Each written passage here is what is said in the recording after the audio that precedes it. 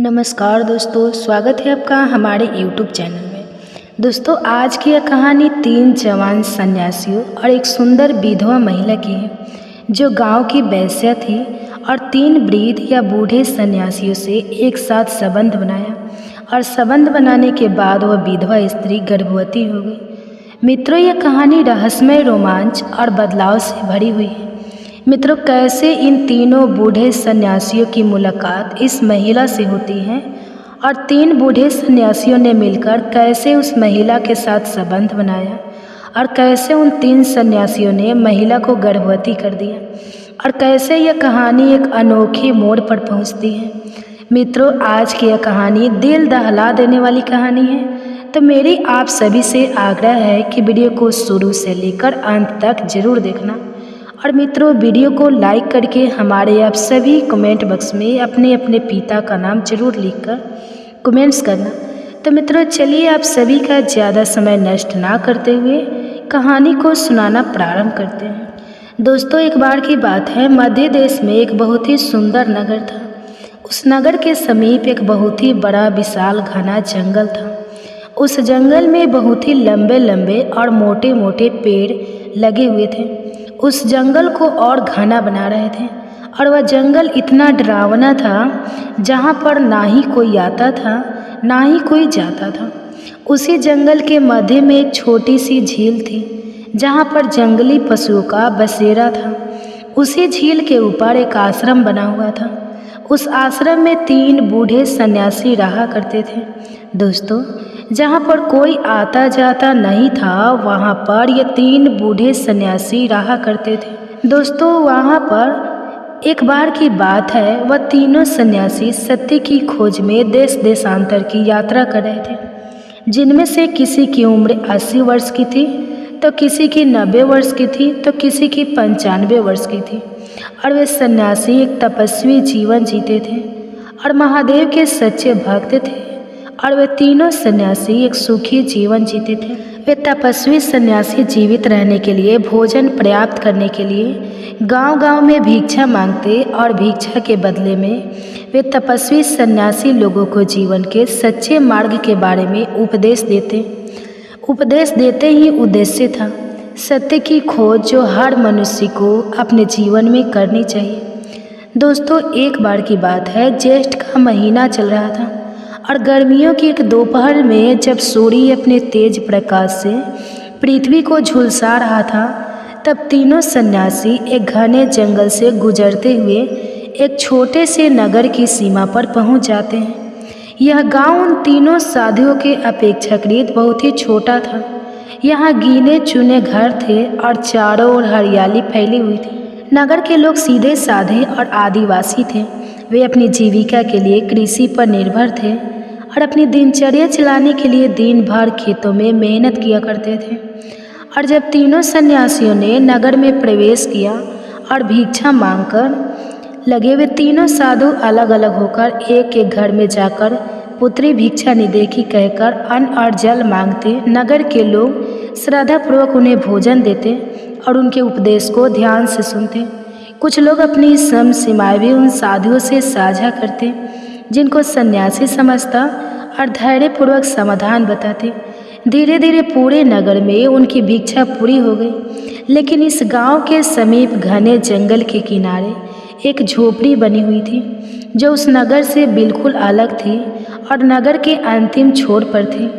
और दिन में उस झोपड़ी के पास ही तो कोई आता था और ना ही तो कोई जाता था। तभी उन तीनों सन्यासियों ने उस झोपड़ी की ओर अपने कदम बढ़ाए। कुछ दूर जाने के बाद पीछे से एक आवाज़ आती है। वह आवाज़ एक वृद्ध पुरुष की थी। तभी भिक्षा के दौरान एक सन्यासी ने उस वृद्ध पुरुष से पूछा, भाई, यह झोपड़ी किसकी है? हमने पूरे गांव से भिक्षा मांग ली, परंतु अभी तक मैंने इस झोपड़ी से भिक्षा नहीं मांगी। जब उस वृद्ध पुरुष ने साधु की बात सुनी, तो उसका चेहरा अचानक से गंभीर हो गया। उसने धीरे से कहा, हे मार्गदर्शक साधु बाबा जी, उस झोपड़ी में मत जाइए, वह आपके लायक स्थान नहीं है। जब वह तीनों सन्यासियों ने गांव के उस वृद्ध पुरुष की यह बात सुनी, तो वह तीनों सन्यासी आश्चर्य में पड़ जाते हैं और उत्सुकतावश पूछते हैं, ऐसा क्यों, वहाँ कौन रहता है?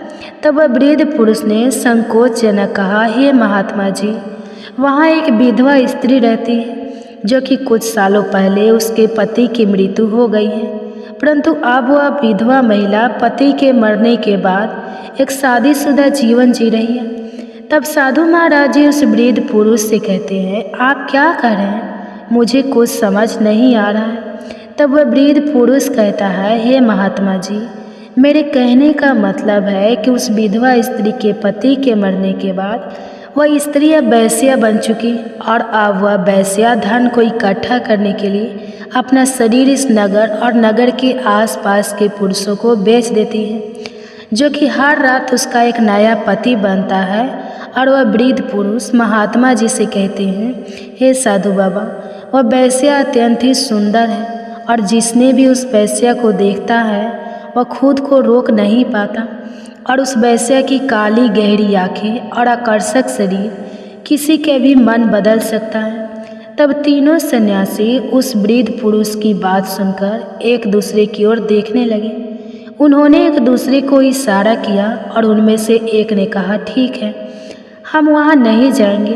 तब वह वृद्ध पुरुष उन सन्यासियों की बात सुनकर उसको संतुष्टि मिली और वहाँ से चला गया। लेकिन सन्यासियों के मन में अब एक जिज्ञासा जाग उठी। वे सोचने लगे, क्या सच में इस महिला का सौंदर्य इतना प्रभावशाली है? क्या यह अकेला उसकी सुंदरता का आकर्षण है या कुछ और? आखिरकार तीनों ने निर्णय लिया कि उन्हें इस महिला से मिलना चाहिए। वे देखना चाहते थे कि वह कैसी है और क्या वास्तव में उसका आकर्षण इतना शक्तिशाली है कि कोई भी इसके वश में हो जाए। और अब रात हो चुकी थी। जब रात्रि का पहला पहर बीत चुका था और रात्रि का दूसरा पहर चल रहा था और वे सन्यासी रात्रि में उस नगर के किनारे जंगल में खड़े होकर उसी वेश्या की झोपड़ी की ओर बड़े ध्यान से देखे जा रहे थे।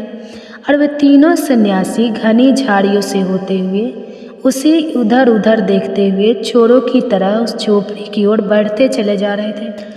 और अब वे सन्यासी उस झोपड़ी के दरवाजे के समीप खड़े हो जाते हैं। तभी एक साधु महात्मा ने आवाज़ लगाई, भिक्षान देहि। कुछ क्षणों बाद झोपड़ी का दरवाज़ा खोला और भीतर से एक स्त्री बाहर आई। वह सचमुच अद्भुत सौंदर्य की धनी थी।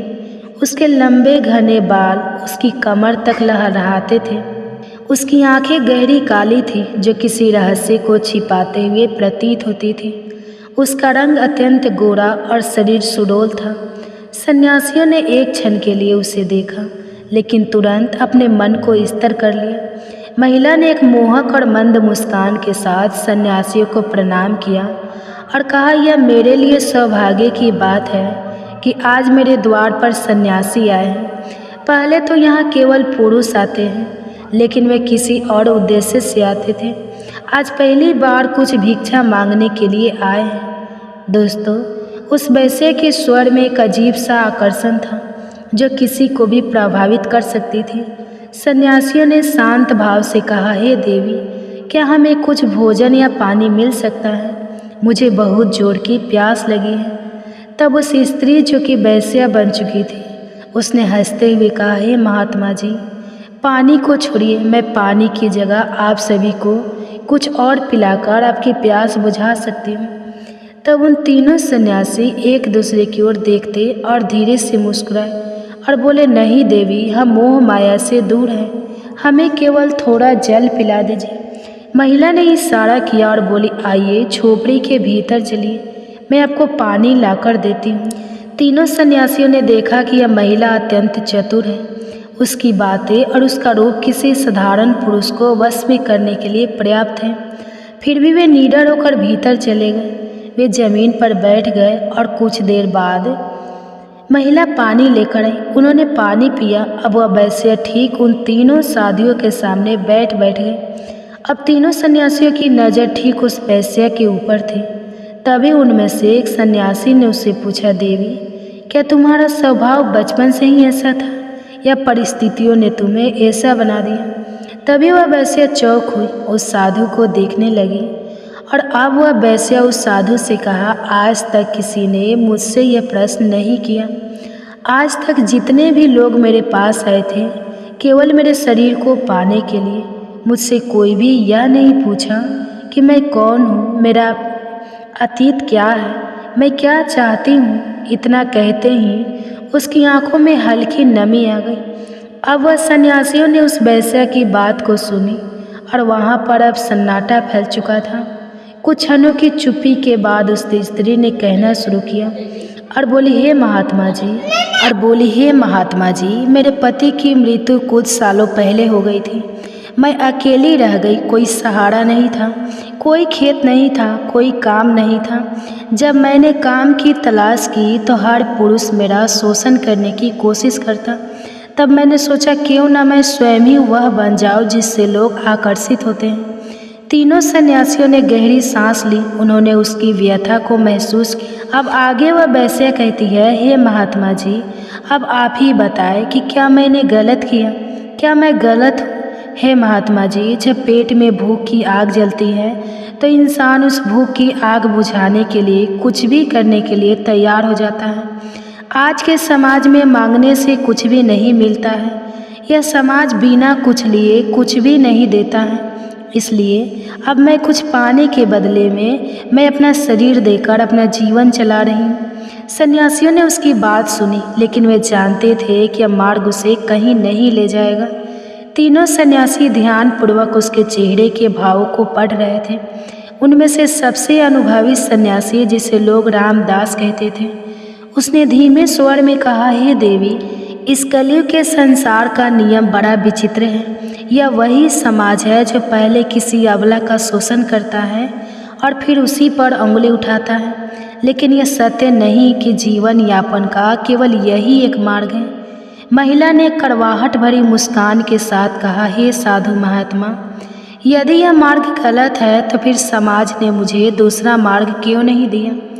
जब पति की मृत्यु हुई तब क्या कोई मेरा सहारा नहीं बन सकता था? तब तो सबने मुझे बस एक ही वस्तु के लिए मेरा उपयोग करते थे। इतना कहकर वह वैश्या खामोश हो गई। तब तीनों सन्यासियों ने उसकी पीड़ा को महसूस किया, लेकिन वे जानते थे कि किसी भी आत्मा का परिवर्तन एक गहरी प्रक्रिया है। तभी एक और सन्यासी, जिसे योगेश कहा जाता था, उसने अपनी नज़र वैश्या के ऊपर डाली और बोला, हे देवी, सत्य की खोज में हम तीनों कई वर्षों से भटक रहे हैं। हमने राजा से लेकर भिखारी तक को देखा है, धनवान से लेकर निर्धन तक को समझा है, परंतु जो सबसे अधिक दुखी होता है वह व्यक्ति है जो अपने ही जीवन को समझ नहीं पाता। महिला कुछ कहने ही वाली थी कि अचानक झोपड़ी के बाहर से किसी के तेजी से भागने की आवाज़ है। सन्यासी सतर्क हो गए। एक सन्यासी बाबा वहाँ, जिनका नाम रामदास था। उन्होंने झोपड़ी का दरवाज़ा खोला और देखा कि एक व्यक्ति दरवाजे के बाहर खड़ा है। कौन हो तुम? रामदास ने कड़क आवाज़ में पूछा। वह व्यक्ति सहम गया, लेकिन कुछ क्षणों बाद संकोच के सामने आकर बोला, मुझे क्षमा करे बाबा, मैं इस गांव का रहने वाला हूँ। मैं बस यह देखने आया था कि वैश्या ठीक है, सही सलामत है कि नहीं। तभी वह वैश्या झोपड़ी के बाहर आती है और उस पुरुष से कहती है, आज अचानक से मेरी चिंता क्यों होने लगी? आगे वह वैश्या कहती है, जब मैंने पहली बार यह चुनी थी तब तुम और पूरा गांव मुझसे मुंह मोड़ चुके थे, तब मेरा साथ क्यों नहीं दिया? उस व्यक्ति ने सिर झुका लिया। उसका स्वर धीमा और क्षीण था। हम डर गए थे, शायद स्वार्थी भी थे। महिला की आंखों में कुछ पल के लिए एक अनोखी चमक उभरी ना। वह क्रोध था, क्षमा बलिक उससे कहीं गहरा। कुछ सन्यासियों ने इस बात को ध्यान से देखा और फिर उस व्यक्ति की ओर मुड़े। क्या तुम वास्तव में इसकी सहायता करना चाहते हो? एक गहरी चुप्पी छा गई। फिर उसने धीरे से कहा, यदि यह सच में अपना जीवन बदलना चाहती है तो मैं इसका साथ देने के लिए तैयार हूँ। महिला के मन में असमंजस था। क्या वह सच में बदल सकती थी? क्या समाज उसे फिर से स्वीकार करेगा? उसकी आंखें इस प्रश्न का उत्तर खोजने लगी। उसने सन्यासियों से पूछा, बाबा, यदि मैं यह राह छोड़ दूँ तो क्या लोग मुझे अपनाएंगे? क्या वे मेरा अतीत भूल पाएंगे? तब उसका योगी मुस्कुराए और बोले, देवी, जल चाहे जितना भी मैला हो जाए, समय और धैर्य के साथ वह फिर से निर्मल हो सकता है। प्रश्न यह नहीं कि समाज क्या करेगा, बल्कि यह है कि तुम क्या चाहती हो। महिला पहली बार निशब्द हो गई। किसी ने उससे यह प्रश्न पहले कभी नहीं पूछा था, लेकिन इससे पहले कि वह कोई उत्तर देती बाहर हलचल मच गई। कुछ पुरुष जो कभी उसके पास जाया करते थे अब विरोध और आशंका से भरे खड़े थे। बाबा, आप यहाँ क्या कर रहे हैं? एक वृद्ध बुजुर्ग ने कड़े स्वर में पूछा। तभी उन सन्यासियों ने उन नगरवासियों को शांत रहने के लिए कहा, लेकिन गांव वालों में बेचैनी थी और उसमें से कुछ युवा नगरवासी सोचने लगे कि यदि यह स्त्री सुधर गई तो हमारे रास्ते बंद हो जाएंगे। किसी ने फुसफुसाकर कहा और उसी क्षण सन्यासियों को समझ में आया कि समस्या केवल इस महिला को नहीं बल्कि पूरे समाज की थी, जो नैतिक पतन के मार्ग में जा चुका था। तभी सन्यासी रामदास ने हाथ उठाया और गंभीर स्वर में बोले, भाइयों, हम केवल स्त्री के लिए नहीं आए हैं बल्कि पूरे गांव की भलाई के लिए आए हैं। तभी ये गांव का नागरिक सन्यासी की बात का उपहास उड़ाते हुए कहा, बाबा, यह जन्म से ही ऐसी थी, इसकी नीयत यही थी। तभी वह महायोगी मुस्कुराया और बोला, किसी की नियति जन्म से तय नहीं होती। यदि ऐसा होता तो पत्थर कभी भगवान नहीं बन सकता था और मिट्टी कुम्हार के हाथों में आकर घड़ा का रूप नहीं ले सकती थी। मनुष्य वही बनता है जो वह स्वयं बनना चाहता है। गांव के नागरिकों के बीच मौन छा गया। किसी सन्यासी से ऐसी बातें पहले कभी नहीं सुनी गई थी। तीसरे सन्यासी अरुण मुनि आगे बढ़े और गंभीर स्वर में बोले, तुम लोग इसे अपवित्र मानते हो, लेकिन क्या तुमने कभी सोचा कि इसे इस राह पर किसने धकेला? इसके पति की मृत्यु के बाद क्या तुम में से किसी ने इसकी सहायता की या तुमने इससे मुंह मोड़ लिया? गांव वालों ने एक दूसरे की ओर देखा, कुछ ने शर्म से सिर झुका लिया। मुनि रामदास ने आगे कहा, अगर एक पुरुष सन्यासी बन जाए तो लोग उसे पूछते हैं, लेकिन यदि कोई स्त्री अपना अलग अलग मार्ग चुनती है तो उसे तिरस्कार मिलता है। यह कैसा न्याय है? तभी उस सन्यासी की बात सुनकर गांव के नागरिक के बीच में कानाफूसी होने लगी। कुछ लोग मानो इस बात से सहमत होने लगे थे। उस वैश्या की आंखों में आंसू भरे। हाथ जोड़कर वह वैश्या बोली, बाबा, आज पहली बार किसी ने मुझे इंसान की तरह समझा है। मैं अपने अतीत से मुक्त होना चाहती हूँ। कृपया बताइए मुझे क्या करना चाहिए? महायोगी बोले, देवी, सबसे पहले तुम्हें स्वयं को विवाह करना होगा। समाज का भय छोड़ो और अपने लिए एक नई राह चुनो। महिला ने सिर झुका लिया। फिर धीरे धीरे उसने अपने गहने उतारकर सन्यासियों के चरणों में रख दिए और बोले, आज से मैं अपनी पुरानी पहचान छोड़ रही हूँ। मैं अब एक नया जीवन शुरू करूँगी। गांव वाले यह देखकर आश्चर्यचकित रह गए। कुछ को पछतावा हुआ, कुछ के मन में सम्मान जाग उठा। अब रामदास गांव वालों की ओर मुड़े और बोले, अब यह स्त्री नया जीवन शुरू करना चाहती है, लेकिन प्रश्न यह है, क्या तुम लोग इसे स्वीकार करोगे? गांव में फिर से हलचल मच गई। कुछ लोगों ने सहमति से सिर हिलाया, लेकिन कुछ लोग अब भी संदेह में थे।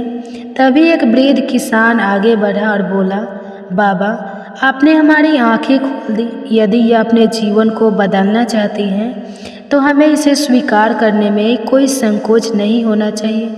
धीरे धीरे और भी लोग सहमत होने लगे। कुछ युवकों ने कहा, यदि यह महिला मंदिर में पूजा पाठ करना चाहती है तो हम इसे रोकेंगे नहीं। सन्यासियों के चेहरे पर संतोष की मुस्कान आई। परिवर्तन की प्रक्रिया आरंभ हो चुकी थी। तीनों सन्यासियों ने महिला को आशीर्वाद दिया और कहा, अब तुम अपने जीवन को उस सत्य की ओर मोड़ सकती हो जिसकी तुम वर्षों से अपेक्षा कर रही थी। जो भी कठिनाई आए, धैर्य मत खोना। सत्य का मार्ग कठिन होता है, लेकिन यही तुम्हें वास्तविक आनंद देगा। गांव वाले पूरी तरह शांत हो चुके थे। कई लोगों ने महिला से क्षमा मांगी और उसे नया जीवन शुरू करने के लिए प्रेरित किया। सन्यासियों ने को अंतिम बार देखा और उस वैश्या को आशीर्वाद देकर गांव के नागरिकों से विदा लेकर अपने मार्ग पर आगे बढ़ गया। महिला ने उसी दिन से गांव के मंदिर में पूजा पाठ करना प्रारंभ कर दिया। उसने अपना समय भक्ति, सेवा और सत्संग में लगाना शुरू कर दिया। धीरे धीरे गांव के लोग भी उसे स्वीकार करने लगे। जो लोग कभी उसकी ओर गलत दृष्टि से देखते थे, अब वे सभी उसका सम्मान करने लगे। गांव की अन्य स्त्रियों ने भी उसमें प्रेरणा देखी। वे समझ गए कि आत्मसम्मान से जीने का दूसरा मार्ग भी हो सकता है, और इस प्रकार एक महिला का निर्णय केवल उसके लिए ही नहीं बल्कि पूरे गांव के लिए परिवर्तन का कारण बन गया। और अब वह नगरवासी उस स्त्री की शादी एक युवा पुरुष से कर दे। अब वह वेश्या जो थी, अब उसकी दोबारा से शादी हो चुकी थी, और अब वह सुखी पूर्वक अपने पति के साथ अपना जीवन व्यतीत करने लगे। दोस्तों, यह कहानी आप सभी को कैसी लगी कमेंट्स बॉक्स में ज़रूर बताएं। और अभी तक आप लोगों ने वीडियो को लाइक नहीं किया है तो वीडियो को लाइक करें और हमारे चैनल को सब्सक्राइब जरूर कर लें। बहुत समय पहले की बात है, एक गाँव में एक किसान अपने 7 बेटी के साथ रहता था। किसान और किसान की पत्नी बहुत ही धार्मिक विचारों वाले थे। किसान के बेटे अब बड़े हो गए थे और उस किसान ने अपने जो 7 बेटों का विवाह कर दिया था। किसान के जो 7 बेटे थे उनमें 6 तो कमाते थे, लेकिन 7वां बेटा कुछ काम धाम नहीं करता था। जब फागुन मास में आस माता का व्रत आया तब सभी 7 देवरानी जेठानी नियमों से आस माता की पूजा करी और व्रत रखा और कहानी सुनी। तब बड़ी जेठानी ने कच्चे सूत में मोती डालकर मोतियों की माला अपने गले में पहन ली थी, और जो 7वीं बहू थी उसका बच्चा छोटा था, गोदी वाला था, और वह खेलता खेलता अपनी बड़ी ताई की गोद में जाकर बैठ गया। और खेल खेल में बच्चों ने मोतियों की माला खींच दी और जिससे वह मोतियों की माला टूट गई। मोतियों की माला टूटने से सारे मोती बिखर गए। यह देखकर बड़ी जेठानी बहुत ही क्रोधित हुई और उसने बच्चे और उसकी माँ को गालियाँ दी और तरह तरह के ताने देने शुरू कर दिए कि जब तुमसे बच्चा संभालता ही नहीं है तो इसे पैदा क्यों किया था, इसका बाप तो निठल्ला है। देखो मेरी इतनी की मोती की माला इसने तोड़ दी है, और तुमसे जो कुछ तुम तो कमाती नहीं हो, नहीं तुम्हारा पति कुछ काम धाम करता है, तुम्हें तो माला तुम्हारे नसीब में तो पहननी नहीं थी। मेरी 1.25 लाख की मोतियों की माला थी जो इस बच्चे ने तोड़ दी है। अब मैं 1.25 लाख की माला कैसे मेरी बनेगी। जेठानी के ताने सुनकर 7वीं बहू को बहुत रोना आया और जेठानी के ताने बहू उसे बर्दाश्त नहीं हुई। रात को जब वह अपने पति से बोली, देखो जी आप कुछ कमाते नहीं हो, अगर आप भी आज कुछ कमा रहे होते तो बड़ी जेठानी जी मुझसे इतने कड़वे वचन नहीं बोलती। आज उन्होंने मुझे और हमारे बच्चे को बहुत ताने दिए हैं। अगर आप भी कुछ कमा कर लाते तो इस घर में किसी की हिम्मत नहीं थी कि मुझे और मेरे बच्चे को कोई गाली देता। आपकी वजह से इस घर में ना तो मेरी और ना ही मेरे बच्चे की कोई कदर करता है। सब मुझसे नौकरानियों जैसा व्यवहार करते हैं। मैं सारा दिन घर के काम काज में खप रहती हूँ, फिर भी मुझे ताने मिलते हैं। अगर आप कमा रहे होते तो और जेठानी की तरह मैं भी घर में बड़े आदर के साथ रहती। सास ससुर और जेठानी ने मुझे भी जो थोड़ा मान देते, लेकिन आपके नहीं कमाने के कारण मुझे सबके सब ताने सहने पड़ते हैं। इसलिए आप अब परदेश कमाने के लिए जाइए।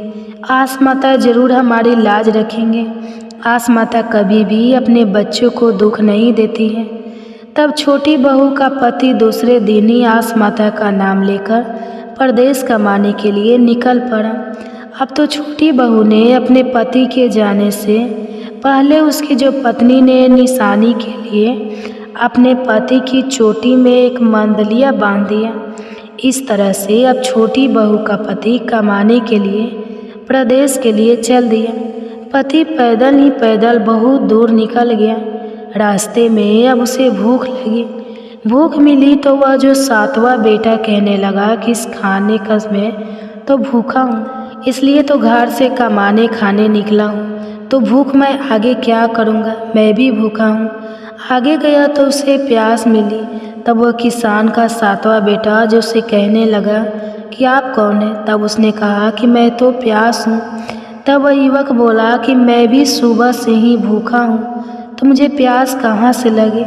ऐसा कहकर उसने भूख और प्यास के आगे हाथ जोड़ दिए और वह वहाँ से भी आगे चल दिया। धीरे धीरे आगे बढ़ा तो उसे नींद मिली। तो वह किसान का बेटा बोला कि आप कौन हैं? तब उसने कहा कि मैं तो नींद हूँ। तब वह किसान का बेटा बोला कि मैं सबसे सुबह से भूखा प्यासा हूँ, तो मुझे नींद कहाँ से आएगी? उसने नींद के आगे भी हाथ जोड़ दिए और बोला मुझे माफ़ करो। इस तरह से अब वह किसान का छोटा बेटा आगे चल दिया। आगे गया तो उसे आस माता मिली। अब वह किसान का बेटा आस माता के चरणों में गिर पड़ा और बोला, हे आस माता, मैं तो आपका नाम लेकर ही घर से कमाने के लिए जो अपने बीवी बच्चे माता पिता भाई भाभी को सबको छोड़ कर आया हूँ। हे माता, अब आपको मेरी मदद करनी पड़ेगी। आस माता उस किसान के बेटे से बोली, हे पुत्र, आगे जाने पर तुझे एक नगरी मिलेगी। उस नगरी का राजा परलोक सिधार चुका है। वहाँ की प्रजा का जो है राज्य का संचालन करने के लिए नए राजा को खोज रही है। तो उस नगरी में चला जा, तेरी सभी आस पूरी हो जाएगी। अब वह किसान का छोटा बेटा जो आस माता ने उस नगरी का पता बताया था, उस नगरी में चला गया। वहाँ जाने पर किसान के बेटे को पता चला कि उस नगरी की प्रजा और मंत्री नया राजा ढूंढ रहे हैं। तब राजा पुरोहित ने मंत्रियों को सुझाव दिया कि नगर के सभी गणमान्य लोगों को महल में आमंत्रित किया जाए और एक हथनी जिसके गले में फूल की माला पहनाएगी वही अगला राजा घोषित होगा। हथनी के सूंड में एक जो फूलों की माला डाल दी गई कि हथनी जिसके भी गले में माला डाल देगी वही भावी राजा घोषित किया जाएगा। तब शुभ मुहूर्त और शुभ समय में महल के बाहर बड़ा भारी पंडाल लगाया गया। नगर के गणमान्य लोगों को आमंत्रित किया गया। तब वह युवक भी उन्हीं के बीच पहुंच गया। तब एक सजी सवरी हथनी अपनी सोंड में फूलों की माला लेकर वहां आई। तब वह हथनी उस भीड़ को चीरते हुए आगे निकल गई और फूलों की माला उसी किसान के छोटे बेटे को पहना दी। तब सभी प्रजाजनों ने और मंत्रियों ने बहुत ही खुशी मन से पूर्ण बहुमत के साथ उस किसान के बेटे को राजा बना दिया। उस युवक ने आस माता को हाथ जोड़कर धन्यवाद दिया और राजा बनने के बाद उसने सभी दिहाड़ी मजदूरों की मजदूरी पहले से दोगुनी कर दी। इससे पूरी प्रजा नए राजा से खुश रहने लगी। उधर उस किसान के छोटे बेटे के घर छोड़ने के बाद जैसे किसान के घर से तो माता लक्ष्मी हमेशा हमेशा के लिए रूठकर चली गई।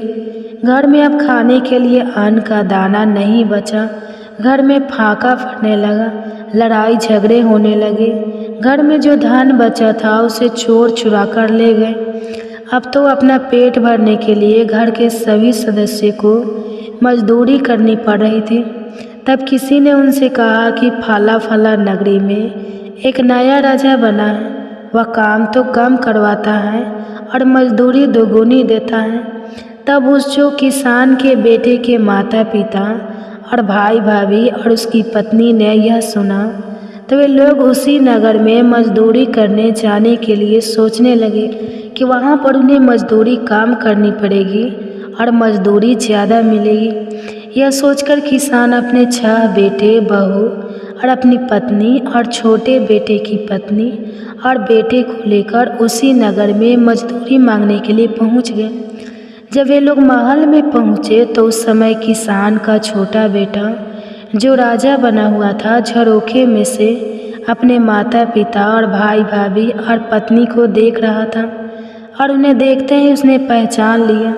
अब किसान के छोटे बेटे ने अपने माता पिता और भाई भाभीयों को काम मांगने के लिए जो उसके पास पहुँचे थे उन्हें काम पर रखने के लिए जो उन्हें काम सौंप दिया। क्योंकि किसान और किसान के जो बेटे और बहुएं थी वह उस किसान के छोटे बेटे को पहचान नहीं पाए, क्योंकि उन्हें देखने से तो लगता था कि उनकी शक्ल उनके छोटे बेटे से कितनी मिलती है। लेकिन वे यह समझते थे कि कहाँ उनका निठाल्ला बेटा और कहाँ यह राजा। इधर किसान का छोटा जो बेटा था जो राजा बन चुका था, उसने अपने पिता को जो भाई खाते जांचने का काम सौंप दिया और अपनी माँ को महल के मंदिर में सेवा पूजा करने का काम सौंप दिया और अपनी भाभियों को महल की रसोई में भोजन कराने का काम दे दिया। और जो उसके 6 भाई थे उन 6 भाइयों को महल की देखभाल करने का जिम्मेदारी सौंप दिया। अब जो उस किसान के छोटे बेटे की पत्नी थी, जो राजा बना हुआ किसान का बेटा था, उसने अपने पत्नी को तेल मालिश करने का काम दे दिया। तब उसकी पत्नी मन ही मन सोचने लगी कि पराए पुरुष की तेल की मालिश भला मैं कैसे कर पाऊंगी। तब उस 7वें बेटे की पत्नी ने यह बात अपनी सास और जेठानी से कही तो वे सभी कहने लगी, अब कोई चारा भी तो नहीं है, राजा की आज्ञा का पालन तो करना ही पड़ेगा, नहीं तो राजा इसे अपना अपमान समझेगा और हमें काम से भी निकाल देगा और दंड देगा। सो अलग तब छोटे बेटे की पत्नी घूंघट निकालकर राजा की मालिश करने लगी। जब वह राजा के सिर की मालिश करने लगी तो राजा की चोटी में बंधा मदलिया देखकर वो रोने लगी। राजा ने जब अपनी पत्नी को रोते हुए देखा, क्योंकि वह तो जानता था ये उसकी पत्नी है, फिर भी उसने उससे रोने का कारण पूछा कि तुम रो क्यों रही हो। तब वह कहने लगी, महाराज, जब मेरे पति कमाने खाने के लिए घर से निकले थे तो मैंने निशानी के तौर पर अपने पति की चोटी में ऐसा ही मादलिया बांधा था। अब ना जाने मेरे पति कहाँ होंगे, मेरे पास तो उनकी कोई खोज खबर भी नहीं है। तब वो राजा बोला, अरे बावली, मैं ही तेरा पति हूँ, हमारे ऊपर तो आस माता टूटी है। तब 7वीं बहू अपने पति के पैर छूकर बोली कि हे स्वामी, आप ये कैसे बने। तब राजा बने 7वें बेटे ने अपनी पत्नी को सारी कहानी सुनाई, कैसे आस माता के आशीर्वाद से वह राजा बना। जब बहू ने यह सारी कहानी सुनी तो वह खुशी खुशी अपने सास ससुर और जेठ जेठानियों के पास गई और उन्हें पूरी सच्चाई बताई। आप जो राजा बने किसान के 7वें बेटे की सारी सच्चाई सुनकर उसके माता पिता भाई भाभी सब खुश हो गए। सारे महल में खुशियाँ अब सभी लोग मिलजुल कर खुशी खुशी महल में रहने लगे। कुछ दिनों के बाद फिर से आस माता का व्रत आया तो 7वीं बहू अपने पति से बोली कि मैं भी आस माता के व्रत का उद्यापन करना चाहता हूँ। तब 7वीं बहू के पति ने कहा कि जो तेरा मन करे तू वही कर। तब सभी ने जो व्रत रखा, माता का पूजन किया और उद्यापन किया। तब उस दिन भी जेठानी ने कच्चे सूत की डोली में मोती पकड़कर मोतियों की माला को गले में पहन लिया था। तब 4थे नंबर की जेठानी के बच्चे ने खेल खेल में बड़ी जेठानी को मोतियों की माला तोड़ दी। तो बड़ी जेठानी जो बड़ी थी वह फिर से बच्चे को गालियाँ देने लगी। तब 7वीं बहू अपनी जेठानी से बोली कि दीदी, मोतियों की माला तो फिर बन जाएगी, लेकिन बच्चे कहाँ से आएंगे, क्यों तुम बच्चे को इतना गालियाँ दे रही हो। यह सुनकर जेठानी को अपनी गालियों पर बहुत पछतावा होने लगा कि उसे ऐसा नहीं करना चाहिए था। उसने अपनी गलती का सबसे क्षमा मांगी तो 7वीं बहू बोली, जेठानी जी, उल्टी गंगा नहीं बहती, आप आस माता के चरण पकड़िए, हम आपके चरण छुए हैं। आस माता जैसे आप किसान के 7वें बेटे पर टूटी, वैसे ही सबके ऊपर टूटना। जो ये कहानी कह रहे हैं और जो ये कहानी सुन रहे हैं, उनकी भी मनोकामना पूरी करना। जैसे आपने किसान के 7वें बेटे को रंग से राजा बना दिया, वैसे ही सबकी मनोकामना पूरी करना, सबके घर में अन्न धन के भंडार भरना। दोस्तों, अगर आपको यह कहानी पसंद आई हो तो प्लीज़ हमारे चैनल को सब्सक्राइब करें, वीडियो को लाइक करें और शेयर करें। राधे राधे।